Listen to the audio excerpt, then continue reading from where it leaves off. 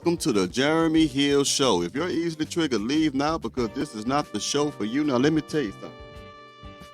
I believe the way that it looks anyway is that, in my most humble opinion, that the modern day black woman is lost. And what frightens me the most is this. The generation that is coming after the generation of what we're seeing in our black women, I think they're lost. They're going to be lost because of the images that depict black women in certain ways, that now that the black women today push this agenda of just getting money. Sleep with as many men as you have to get the money. Dress as whorishly as you like to. And this is rubbing off on their future children.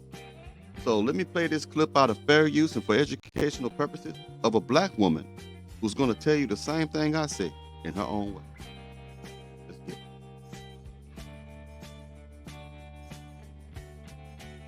How the bad bitch aesthetic is aging the youth. Now, I wanted to make a more in-depth video on this topic because I feel like we need to talk about it. And I feel like people were missing the message in my first video. In my first video, I referenced Chicago Hottie's video, but my video was not solely about her. If anything, her video is just one of many that I've been seeing lately that prove my point, which I still stand on, which is that these aesthetics are aging the youth. Her video reminded me of this video. Why the fuck are you saying that? That is ugly as fuck, even your dog. It reminded me of. So basically what it is, what she just showed you, is a youngster who is using profanity like a grown person. See, I don't understand these mothers today. They think it's cute to put their youngsters, their C's, in front of a cell phone and record videos of them using profanity. Little youngsters out there twerking, popping it like they're grown women, haven't even reached teenage years yet. I think that is totally disgusting. I think you are a piss poor mother when you allow such things to happen. Let's keep going.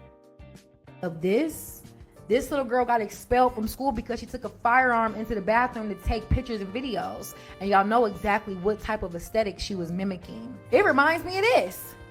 It's to the point where the girls ain't even asking, that the girls don't even have no type of cool. They're not even trying to hide it no more. They just straight up begging for the bag. On the surface, because I know that's where a lot of y'all like to stay, y'all gonna make excuses. Oh, they're just kids. We did the same shit when we was kids.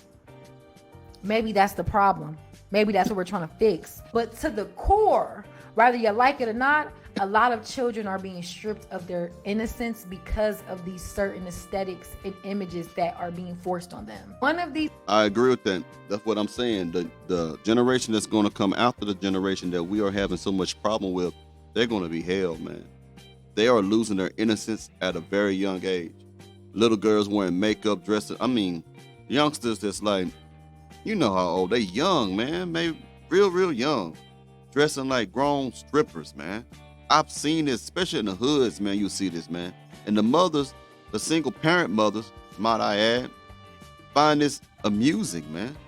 This is horrible. What is the future going to look like for the black community? Because other people are not standing up against it or speaking out against it. When they do, they want to try to cancel you. They want to call you a male chauvinist. They want to call you a hateful-hearted person. And if you're a woman that talks out against this, they call you a pygmy. They call you a traitor. They call you all kinds of derogatory things because you're standing on what is right and what is principled. It's crazy. These aesthetics that I feel is responsible for stripping the girls of their innocence is the bad bitch aesthetic. I'm going to be honest, because for one, a lot of the trends naturally age you. Let's just be for real. The heavy makeup, the certain wardrobe, it naturally makes you look older, right? But for two, the lifestyle that it entails. Because today's bad bitch is now about possessions, it's about an aesthetic, it's about the look, it's about what you can afford, right? It is forcing younger girls into the male gaze at rapid speeds because the girl, which would make it very easy for a pervert to deal with them, because it is making youngsters, young ladies dress up like adult women, carrying themselves again like strippers and prostitutes, looking like streetwalkers, and they streetwalking their ways right in front of the eyes of a pedophile.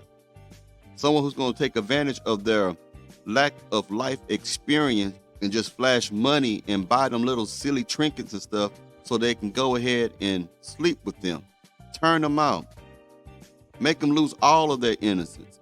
So by the time they actually reach 17 or 18, they don't have like anywhere from 12 to 15 bodies on them already, and their mind is already warped because they didn't get a chance to live their life like a young, innocent youngster should.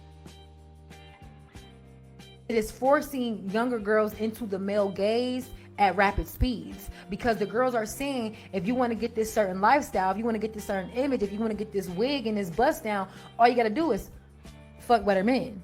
All you got to do is date a rapper or a scammer or a drug dealer. We are to the point where we are even romanticizing some of these men for the sake of living a certain lifestyle. I will be out here dating whole murderers, scammers, drug dealers.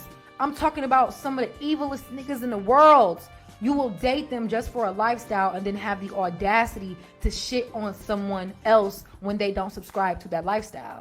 This is also why I think today's bad bitch is very synonymous with being a mean girl. Because I notice every time if a woman chooses to go a different route nowadays, if she chooses to stay down and date her working man, or stay down and whip her Honda, her 2006 Honda until she come up, now you're automatically better than her, or she's not a bad bitch. When in reality, a real baddie is a woman who is independent.